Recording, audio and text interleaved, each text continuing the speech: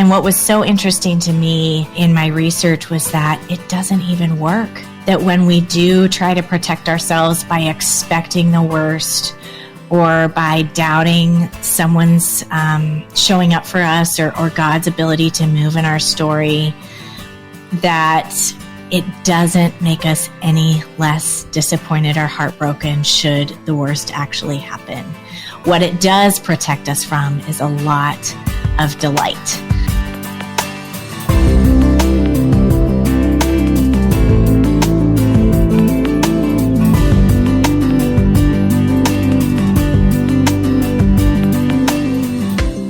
Today on the podcast, we are going to talk about a book that was recommended to us called What If It's Wonderful? And Lindley, we've been reading this together. It's so good. It has been one of the most life-changing books that we have read in the last few years. So theologically profound and practical. And we have right here with us on Zoom, Angie Elkins, our producer, who recommended this book. So Angie, welcome for this moment and tell us why this book impacted you. Yeah, I'm so thrilled that you guys read it and decided to have Nicole on. Like, I knew the minute that I read it that it would resonate with ministry couples, because I think that joy is something that we very rarely pursue in ministry life. We kind of get cynical about it, at times. Mm-hmm. And so it really spoke to me on that level. Nicole is such a wise and calm and peaceful voice to communicate all of this to us. But not only that, she's really been through it. And so she understands the heartache and what is at risk when we pursue joy. I loved her definition of the difference of pessimism and cynicism. So we talk about that in the episode, and it's very different. And I didn't realize that beforehand. And one of the things she talks about, which we tell the episode, is getting your hopes up in ministry and getting your hopes up in life and why it's worth it and why we can push back those barriers that tell us we can't live in hope and we must live in fear of disappointment. So much good stuff here. We also had a great discussion about how to handle loneliness and other emotions that take place within ministry. I just thought the beginning to end, like I couldn't not listen to her. Yeah, but don't stop until the end, because she does give 3 practical ways to practice joy. And I think that is the most impactful part, because it is so hard to practice joy. And you'll hear our story of how, we are hard. Like it is hard for us to receive compliments. It's hard for us to receive any sort of joyful celebration in our life. So she'll give reasons how to do that. Angie, thanks for recommending the book. Let me tell you a little bit about Nicole. Nicole Zasowski is a licensed marriage and family therapist, writer, and speaker. She lives just outside of New York City with her husband, Jimmy, and their 3 kids. And she has such insight to the way we should view God and the way we should practice joy. So listen in. Anybody who has experienced great loss, like miscarriage or infertility, this book is for them, because you write in such a way that you've been through so much of that and learned how to be careful with joy. Mm-hmm. And so one of my favorite scenes in the book is just the emotions you felt in going for an ultrasound, mm-hmm. and how you were almost expecting punishment rather than reward and difficulty rather than joy. So I think most of us struggle with this. So how did you think through that as a counselor and put all that in writing? Mm-hmm. Yeah, what most people don't realize is that joy is actually the most vulnerable feeling we feel, because when you hold something, it's automatically accompanied with the possibility of loss. And in my own story, having had, I don't think our seasons are ever all pain or all joy. Most of life is sort of a combination of both of those, but certainly we all can identify seasons that lean in one direction or another. And for me, what I didn't realize is that when I started emerging from this season that could largely be characterized by pain and loss, and started encountering more good news, more breakthrough in our story, I was so hesitant to hold on to that joy, because when you have been through any kind of trauma or loss, it can be easier not to hold the hope or not to hold the joy than to hold joy that might break. And so really we start living very protected. One of the main ways we do that is by getting really pessimistic or cynical. I call it practicing disappointment or rehearsing disaster. Can we stop there? Can you describe the difference in pessimism and cynicism? Yes. That's a good question. I loved that part of the book. Yeah, I used to use them interchangeably. And then in my research, I learned that they're different. Pessimism is more circumstantial. That would be waiting for the other shoe to drop, expecting a negative outcome to something that you're dreaming about or hoping for. Cynicism doubts people's motives. And for me, in my personal story, we play out with God emotionally what we play out with other people because it's a relationship, right? So if I tend to come to life or to a human relationship with a feeling of vulnerability or not good enough or powerlessness, whatever that pain is, we will play that out with God. And so what I was doing in my own story is I was doing a lot of, I know God can, and I believe that he would for someone else, but I don't think he would for me. Because the pain was so scary. And when I encountered possibility in my story or any kind of breakthrough, hope of any kind, I would protect myself by really not even asking. I would ask God to kind of check the box, but my heart was not fully behind that ask. I was waiting for him to say no. And that really did a work in my heart I was really sad when I realized that, yes, I've experienced a lot of loss, like many of the people listening to this podcast have, whether your story is different than mine or the same. But I was really sad when I realized how much loss I had experienced because of my refusal to fully embrace God's gifts and movement in my life. I think this is really resonating with our church leaders who are out there listening, because I think the church is a place where people get hurt. Mm-hmm. And especially if you're a staff member, like you trusted somebody. Well, when you were describing the difference, so I am a really cynical person, and there is a song we laugh about. It's from Ben Rector. It's called Heroes. And I told Ben, I'm like, it's my favorite song.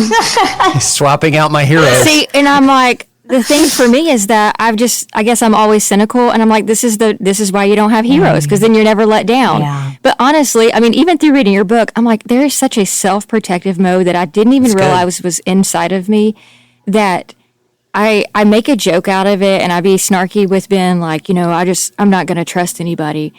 But honestly, that's wrong. And so then I begin to wonder, like, how does that play out in my life, just in my relationship with God? Like, do I actually trust him, or am I cynical of him as well? And I would even build on that. Like, I think most people who experience me in like the workplace would say I'm a joyful person, but privately I'm terrified of joy. So because I don't like feeling sadness, wherever I see disappointment coming on the horizon, I try to cut it off the pass. Yeah. Very practically, when Tennessee beat Alabama in college football this year, that whole day before the game, I was telling my sons, who are big UT fans, guys, don't get your hopes up. This is Alabama. I mean, we're not going to beat Alabama. Everybody knows it. Let's just hope that we can give them a game and stay in it. And my sons were like, Dad, why are you being like this? Like, we have a chance. And I realized that because I've gotten hurt by hoping, I want others around me to not get hurt by hoping. So I'm going to just be pessimistic and save them from this dangerous thing called hope. That's where the book has really caused me to reconsider my views. I'm so happy to hear that. And what was so interesting to me to that point in my research was that it doesn't even work. That when we do try to protect ourselves by expecting the worst, or by doubting someone's showing up for us, or God's ability to move in our story, that it doesn't make us any less disappointed or heartbroken should the worst actually happen.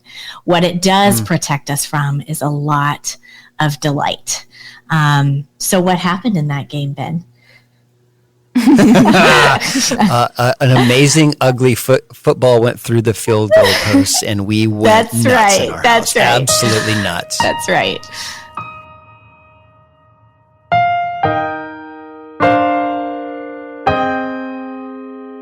So we were at church Sunday. The message was being preached, and it was said, they were referring to 2023 and just saying, it's going to be a great year. But also we know that there's going to be hardship. So immediately, we couldn't even rest in there could be some really great things. We had to immediately discount it and say, but we know that there's going to be hard too. And after reading your book and hearing that, I thought we're just trained to not even assume that there could be some good things that are going to happen. Yeah, it's so interesting to me. It is and it isn't, because I also resonate with what was shared in your message and used to approach life that way and still struggle. Just because I wrote this book doesn't mean I'm all fixed up and fine. This is still something that I have to practice in my own life. But yes, the vulnerability of joy and claiming joy and just letting it stand is a vulnerable experience. But I also think we have this false idea that somehow joy is something that takes us away from the heart of God instead of being a reflection of the heart of God, or that all of the growth and movement in our lives happens only in seasons of pain. And I do think the gift of pain is that we are aware of our need for Christ. And anytime we're aware of our need for Christ is when we're going to grow. But I don't think that means that joy is not also fertile ground for intimacy with God. I think we also have this idea that celebration is sort of extra or unnecessary to the Christian life, when really it's essential. That celebration is one of Christ's central missions and essential to his character. And so I think it makes me sad when I hear that in Christian circles that we are talking about joy as something that's extra or unable to move us toward God. Can we talk about feelings for a minute? Sure. And I know this is your world of talking through feelings with people. Over the last couple of years, I've come to the realization that I'm pretty poor at expressing my feelings, particularly ones that feel scary to me. And you make a distinction in the book between having feelings and trusting your feelings. Feelings being real and feelings being true. Yeah. So can we talk a little bit about that? What do you mean by that distinction between feelings being real and feelings being true? Yes, and it is an important distinction. And I hear there's schools of thought on either extreme, which I find really unhealthy. And I think the concept that our feelings can be real, but not necessarily true, sort of threads the needle in a really important way. It is absolutely true that our feelings are real and need to be heard. They tell important stories about messages that we might be believing about our sense of significance and sense of safety. They help us understand our story and maybe some unhealthy dynamics or relationships that brought us to this place of feeling, for instance, that we are worthless or unable to measure up to expectations or powerless. You and I could go through the same thing tomorrow, and I might feel, let's say, inadequate, and you might feel abandoned based on the stories that have shaped the wounds that we carry. I often use the analogy that if I have a broken arm and you have a broken leg and we both take the same fall, I'm going to feel it in my arm and you're going to feel it in your leg because that's where our previous injuries are. So those are absolutely real and they're important. But there is a difference between feelings being real and feelings being true. It is not true that someone is worthless. It is not true that someone is completely disempowered to make choices in their life. And so that truth isn't meant to negate or minimize the feeling. It's meant to speak tender truth to that feeling in a way that we can act on what we know to be true instead of reacting to what we feel. It's really interesting that you named that when you have this feeling of loneliness, that you feel like in some ways you do things that keep yourself that way or that make yourself lonely. And for all of us, when we have a feeling, we react or cope with that feeling in certain ways that are totally understandable but not very helpful. Just as a side note, the 4 main categories of that coping behavior would be blame, shame, control, and escape. And I think what you're touching on is that while the brain is trying to protect us from that feeling, those behaviors are short-term solutions that create long-term problems. They are going to track back to the very same feeling that we are trying to protect. So I don't know if this is true for you, but often people who feel lonely or have a tendency to feel lonely when they're in pain get really invulnerable. They protect themselves by not trusting other people, or they might withdraw. And of course, it's not hard to understand why that's a protective mechanism against that pain, but those behaviors are going to reinforce the very loneliness that that person is experiencing. Well, the thing that makes me think about too is I think there is some sense of satisfaction in being a martyr. So when I was a pastor, I would think, well, this is just part of ministry is that I have to be that special category of people that can't rely on other people because you can't trust people in the church or whatnot. And then all of a sudden I've made my problem the pastor job description problem. Yes. Which is easier to live with than the fact that I'm just a really bad friend and don't know how to express my own emotions to people. And so we've seen this with people in ministry. It's that like they're really lonely, but they don't know what to do about it. And they just keep blaming the fact that the church has made them that way. And I just don't know that that's really true. Yeah, I think it's a really important thing to think about. And also to be able to name that the brain prefers what it knows, not necessarily what is good or true. So if loneliness is the familiar feeling that you often feel, even if it's moving towards something that's good, like connection with other people, like community, that feels foreign to the brain. And so even good change is hard for the brain to make. And you made a really important point in that we can't just say, okay, call 5 friends. Or if you have the tendency not to trust other people or to isolate when you feel lonely, just don't do that. That's a little bit like weeding the garden with a pair of scissors. The self-control might get you a day or two. If you just cut all the weeds, you wouldn't see them for a couple days. But if the emotional root is there, it's a matter of time before that behavior starts popping up again. So we really have to look at that loneliness. You're speaking to taking responsibility for our pain and being a good steward of our pain.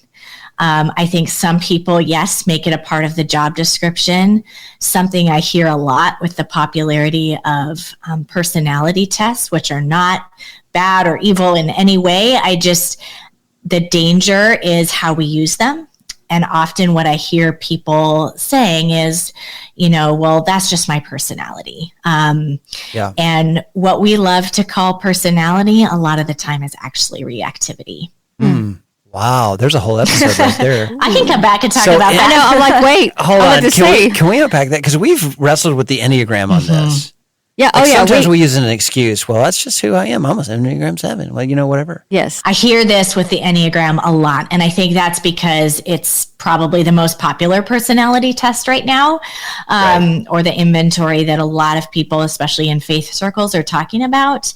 But even prior to that, I've heard it with Myers-Briggs and other inventories. And I think the danger is, I don't think that's how those inventories were designed. But I think the danger is that we use them to stay where we are instead of using them as a mirror to show us, how is God asking me to grow? That's good. So my thing that I find so interesting with the Enneagram, so I'm an 8. We talk about this, the challenger personality. I scored the weakest in peacemaking, which is no surprise to anyone who knows me. But I do think that we get stuck in what we are. And because I have a couple of friends who are 9s and they're peacemakers. But with several of them, they also have a streak of bitterness. Yep. And so it's that conversation. There was a book recently called Peacemaking, and it talked about peacemaking versus peace faking. And so I think that we forget to grow once we identify what we are. Then we just find comfort in that and are like, well, I'm just going to be that. And he has to say to me, like, even this morning we were talking about this episode and the book, and I started challenging him, and he had to say to me, I just need you to listen. Like, don't challenge, don't. And so I had to take that piece of advice to heart. Appreciate you doing that. Hey, that's growth. I do listen to you. There is a quote that you said. It's very short, but it really struck me hard. It said, I fear that embracing joy would mean forgetting pain. And so I'll explain that. So our listeners know that Ben and I, when we moved to Lifeway, went through about an 18-month journey of counseling because we just almost, our marriage couldn't withstand all the change.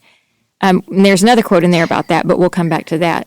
But I think the thing that has been scary to me as we've backed off of counseling some is that I feel like if we don't live in the pain constantly, we're going to forget what God has done. And so, because we did get to a point in the journey of counseling where we felt like we were doing great, and then we'd go in there and we'd drag something up, and it would be really painful. And so it was kind of like, well, do we stay with it and stay in the pain, but if we don't, and if we celebrate what God did in those 18 months and how we have grown and learned to love each other better, like, we're going to forget about all the hard times. No, I remember. Does that make sense? No, I remember the key point is when I said something to you like, when are you going to let me off the hook? And you expressed to me that letting me off the hook is terrifying to you because it would mean that pain is gone and you want us to stay close, and the pain was bringing us closer. So there was some kind of addiction to pain that was keeping us from experiencing peace. And it's super insightful, and true for my story as well. I mentioned earlier in this conversation that, again, while seasons aren't all pain or all joy, certainly some lean very strongly in one direction. And when I started to live a different kind of season than one that felt like constant pain, constant disappointment, constant no's, constant heartache, I was terrified to embrace celebration. And part of that was because of the gift that pain gave me. As awful as that season was, and if God gave me the pen, I'll be honest, I would probably write it differently. But I'm so grateful for that season because it gave me empty hands to receive God in places that I was tempted to replace him. And our relationship became so precious to me. I got to know him, even though I had known him my whole life in many ways. I got to know God in ways that I had not known him in any other season of my life. And I realized that part of my hesitation to step into that joy was the belief that I would lose that intimacy with God. And, this is true as well for the people in your life, whether that's your marriage. And so we do become addicted to that pain, thinking that that is the glue that is holding us together. When really it's the gift that pain gave you that you get to take with you into the joy. Learning how to interact with God and other people.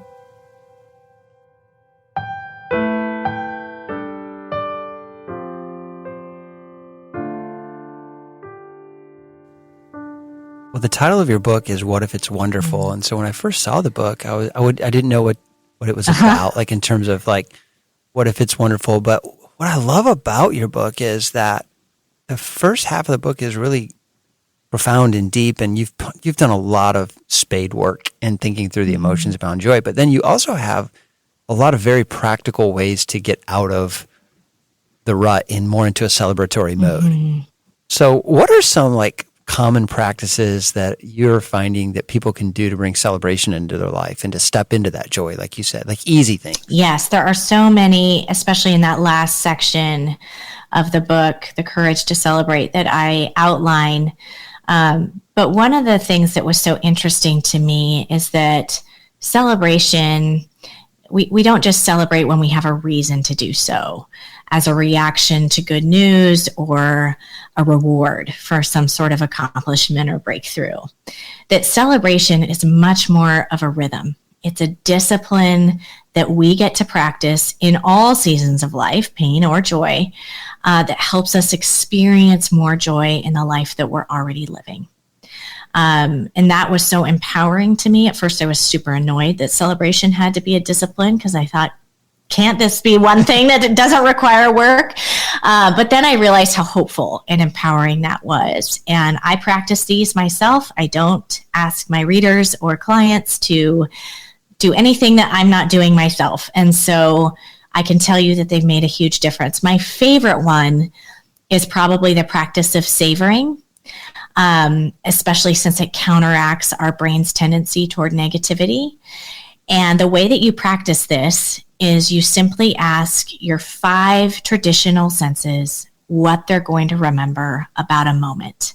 And that moment is a snapshot. It's not a whole dinner party.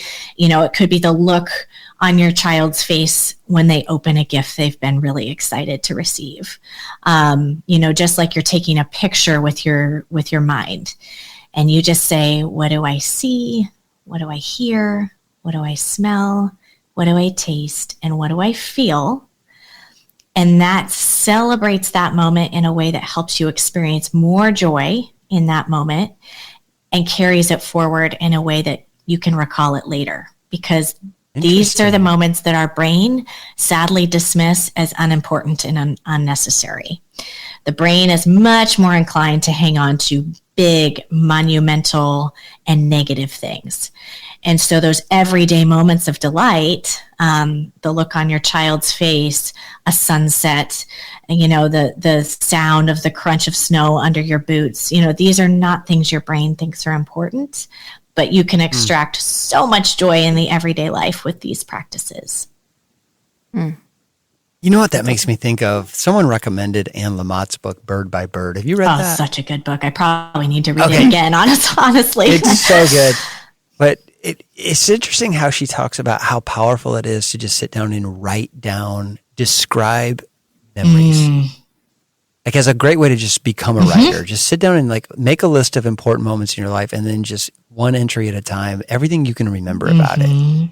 And so recently I was sick and I was feeling so bad and there's nothing I could do in my bed besides open my laptop. And I started to remember key moments, random things, and then just write 3 paragraphs about what I remember about that moment. And I remember this pronounced feeling of joy that I had just put a lozenge in my mouth and just allow it to just hang out there.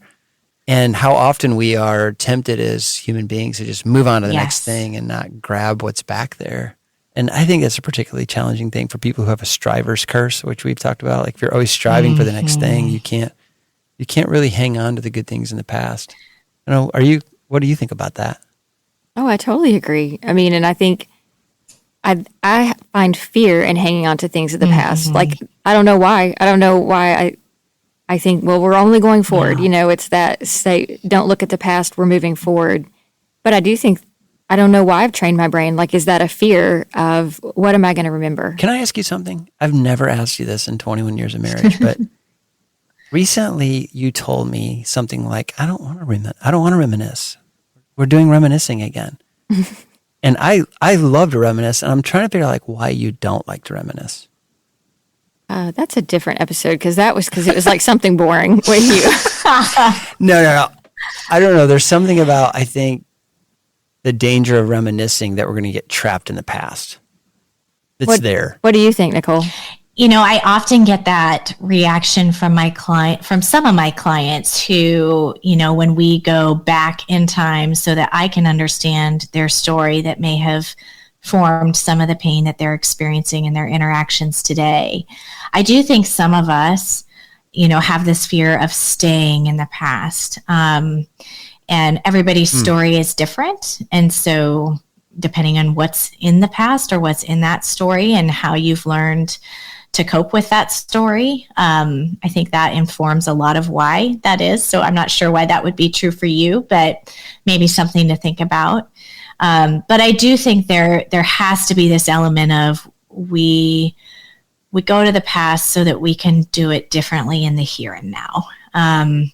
So it's not about just staying in that pain. It's about understanding that pain in a way that we can steward that pain differently moving forward.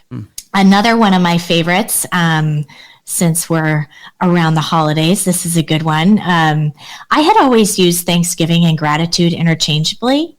And I learned that they're actually quite different, and there's an importance in the difference. We've talked a lot about gratitude in our culture. It feels like you can't walk into a boutique without seeing a gratitude journal or a little gratitude jar. And this does increase our joy, the practice of noticing and naming what is good. So you're scanning your environment for what is good. Your eyes are lifted to notice what is good, and you're putting a structure around it by naming it. And the research is clear that does increase our joy. What we don't often talk about is that the practice of Thanksgiving, actually expressing the joy that we feel to another person in our lives or to God in our prayers, doubles the joy that we would experience had we simply felt grateful in our hearts. And so when saying it out loud, or writing it, heightening that intensity by looking someone in the eye, ideally. If you need to write a note, that's fine too. But I think there's something specifically very powerful about looking somebody in the eye and saying, I just want you to know that this is the difference you make by being in my life. And this is what our friendship has done for me. Or, instead of just noticing something in creation that really strikes you as beautiful, thanking God for that. Thank you for this gift that you've given us. And that is the way that we've been given. That's the avenue we've been given to celebrate the gift with the giver. And it's really made a difference. There's signs all over the New York City subway system. If you see something, say something. And obviously it has a much more ominous meaning there. But I've adopted that phrase as a reminder. If I feel something, if I feel grateful, say it. Look for an opportunity to share it. That's so good. It is so good. It makes me think about little moments as a dad that I don't tell my kids. Like my oldest son, Max, is like the best hugger in the world. And Lindley brought him one of these comfies. Do you know what a comfy is? No, please tell me though. This sounds great. It's like you need a comfy. It's a blanket that's like a hooded blanket. And he at night puts it on as like a giant sweater. And at night he'll come up and before bedtime, he'll give me this really big, warm, strong hug. And it just makes me feel like so happy inside. I don't know why he plays this role in my life of being my hugger. But I haven't told him that. And I love that you're noticing the opportunity to share that with him, because a fringe benefit beyond what I just shared about Thanksgiving is that it's an opportunity to celebrate your son for who he is and not what he does. And as parents, the natural opportunities to celebrate our kids often come in their accomplishments. And one of the number one things I hear from kids is, I just feel like a walking resume. I feel like I'm only as good as my last performance. And I'm not saying that's true in your family or for your kids, but no, I can see how it's easy to do. Any opportunity we have to just appreciate who our kids are and say something about it builds their identity outside of their performance, which is so important. I also feel like that is a missed opportunity. So for me, in your book, where you had to sit there and say, thank you, I received that, when you were talking about compliments. And you gave 3 examples of what the normal tendency is. And those all 3 are me. If Ben says, oh, you look nice tonight, I'm like, shut up. I don't. No, I don't. Or, I'm just always refuting it. And so, even you talk about little practical things. I don't know that my kids have ever heard me receive a compliment and not try to disclaim it. And so to learn how to do that with our kids so that they could receive a compliment. And I think that would be interesting. My mind is just spinning about all these little moments in my life that I let go by and don't tell people. And now I'm back to our church leaders too. Like a lot of people listening are church leaders of just, how often do we stop and just tell somebody in the life of the church, like, you don't know what a difference you make. Just the way you listen to my sermon every Sunday with such attentive eyes. I rely on you. How often I would have as a preacher someone in the audience that they didn't even know it, but they were my go-to person when I thought to myself, this is the worst sermon I've ever preached. Yes. But not, The but active expressing listener. that. Yes. It's so good. All right. I want another one. Give me another one. Number 3. I think you touched on an important one just now, which is receiving. And seems like an odd, very simple form of celebration, but I think it's an important one because of how often we refute compliments or refute words of affirmation of any kind, and just the discipline of saying, thank you so much, or some version of thank you, I received that. I used to lead marriage intensives in Georgia, actually. And at the end of that experience, it was a 4-day marriage intensive with 5 couples in group therapy. So intense was a good word for it. And we had this exercise where the couples would affirm each other. So the husband and wife in each couple would affirm their spouse. And oh my goodness, just the intensity of those moments and the discomfort that they would feel in just saying, thank you, I received that. It is so hard for us to do that in such an important exercise. And I love that you pointed out, how often do our kids see us doing that? Like if someone says, that was a great message today, I'll say something like, well, thank you so much. I'm glad I can preach because I am not organized. Yeah. But, I'll somehow have to balance it out. Like, you think I'm great, but I got to tell you, I'm really not as great as you're saying. It's hard to just let a compliment just sit there. Well, for me, he'll give me a compliment like, you are so organized. And I'm like, but that's not the one I want. I don't want to be organized. Like, that's not the gift I want. Instead of just saying, thank you. We are so tenaciously creative about coming up with ways to reject kindness. And and that's for a few reasons. The human brain always wants to tell our joy how it can be improved upon. Our brains are stickier with negative information, so it's a lot easier to trust a criticism than a compliment. But David was a huge example to me. Particularly the story of when the Israelites are bringing the Ark of the Covenant in, and he is just going wild with celebration, and people are looking at him, including Mahal, Saul's daughter, saying, this is so inappropriate for a king to be behaving this way. But David isn't drawing attention to himself in that moment. He is dancing so wildly because he recognizes he's been the recipient of grace. And I have actually learned to see my hesitancy to celebrate or my hesitancy to receive a compliment as a sign that I've made my gifting about me instead of celebrating it. And I think in faith circles, we tend to see it as the opposite. If you're celebrating, then you're self-aggrandizing somehow, or you're not practicing humility. When really, if I recognize that my gifting and the opportunities I've been given to parent or to write a book or whatever it is are purely gifts from God, then I celebrate freely. And I say, thank you, I received that freely because I recognize in my own heart, this is just God's movement in my life. And really it's my hesitancy that I've learned to see as, oh, have I made this gift about me? That is so profound. I'm thinking back to a moment in my life, one of the worst moments in our marriage. Lindley prepared this amazing, surprising birthday party for me for my 40th birthday party. She had all these people coming to a house and all these plans.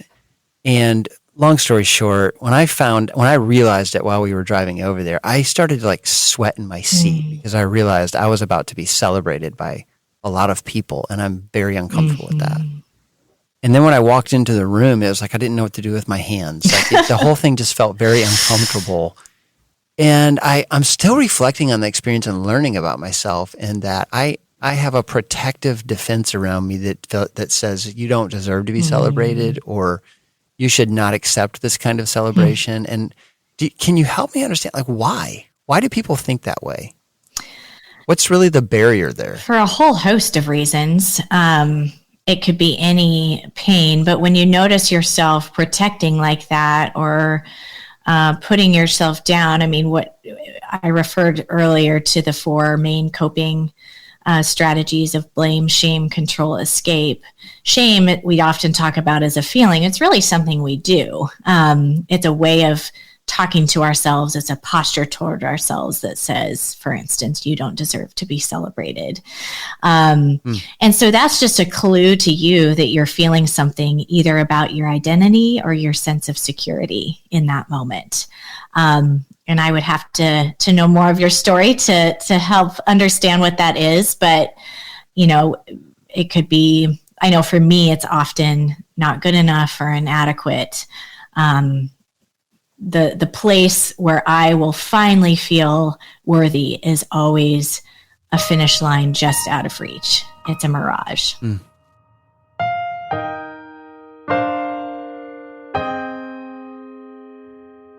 For those who might be listening, think this is a fluffy book on practical ideas on how to be happier.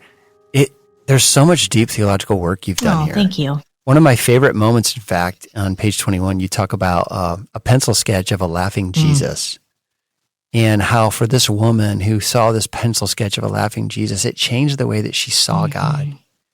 And it when I read that in your book, it made me think about Tozer's quote of what comes into your mind when you think about God is the most important thing about you. And how often do I picture God as just smiling over me or laughing and getting great delight in watching me do that thing that he gifted me to do.